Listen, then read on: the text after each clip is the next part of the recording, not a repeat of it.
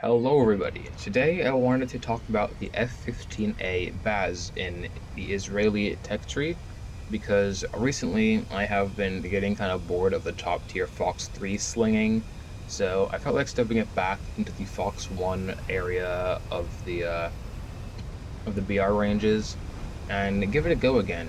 Now, because this thing is at 13.0, you will get quite a lot of up tiers to 13.7. However, you will see shortly that this thing can still hold its own even when fighting another aircraft which has FOX-3s. Because again, because even though it only has Sparrows, the AIM-7M is still quite a powerful missile nonetheless. The range is good at around 40 kilometers, and even though it's not the fastest, I have not noticed many problems with it. They're quite reliable in my experience. So I'm still very happy with this, and there's a good clip coming up which will showcase this.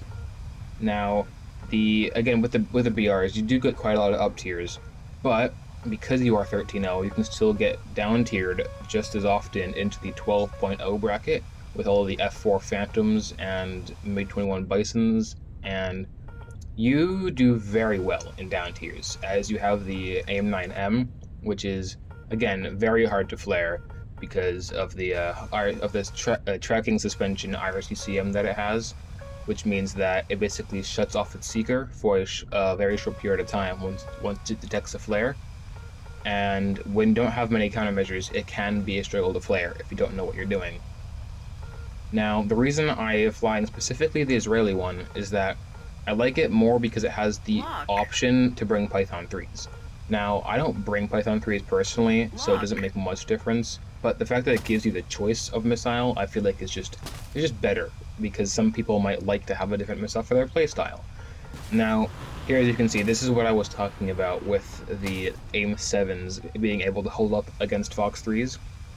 Now, I've launched the Sparrow quite early, to be fair. However, it is not the fastest missile, so the enemy still has a lot of time to launch the FOX-3, and there it is.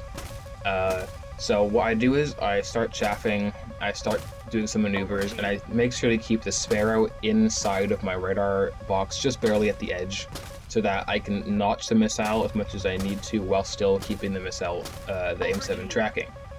And as you can see, there's the kill, and the FOX-3 has lost lock.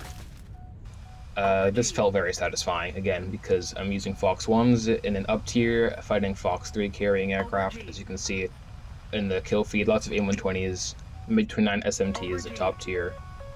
And then yeah, you can easily get loads of altitude in this thing due to its insane thrust, and then dive down on everyone as I am doing here. This F-16 eats shit, he hits a mountain, but he was already damaged. I splashed the MiG-29, because again, the 9Ms are very, very hard to flare if you're, A, if you don't notice them until very late, and B, side aspect. Side aspect is very hard to flare them because it gives them a very easy time to, ignore the flares from their tracking suspension. So you really have to be maneuvering quite a lot to make sure that once the seeker turns back on, it doesn't see you anymore. Another thing you will notice is that I am almost always above Mach 1 because, again, this thing is incredibly fast. Now, it is still missing around, I believe, 20% of the thrust that it should have because Gaijin does not like to, model things correctly. But, nothing you can really do about it at this point. There have been many reports made about this, so there's I don't see any hope in it being changed anytime soon. I go for the attack 141, I throw a Sparrow, he gets hit first, but the Sparrow still crits him. And as you can see there, the Sparrows do actually pull in just about hard enough at close range. And that is something I want to talk about. The F-15 has the 20mm Vulcan, which shoots very quickly, lots of ammo, and it doesn't hit the hardest on many occasions, which is annoying. However, it has such a high fire rate, and it's a lot of ammo, so really, when you get a hit, you will get a lot of bullets onto the target due to it shooting so fast. I believe it's like 6,000 rounds a minute, or something insane like that. So when you do get a shot off, it's very hard for the enemy to like fly between the bullets by accident, which can happen on some lower buy rate guns.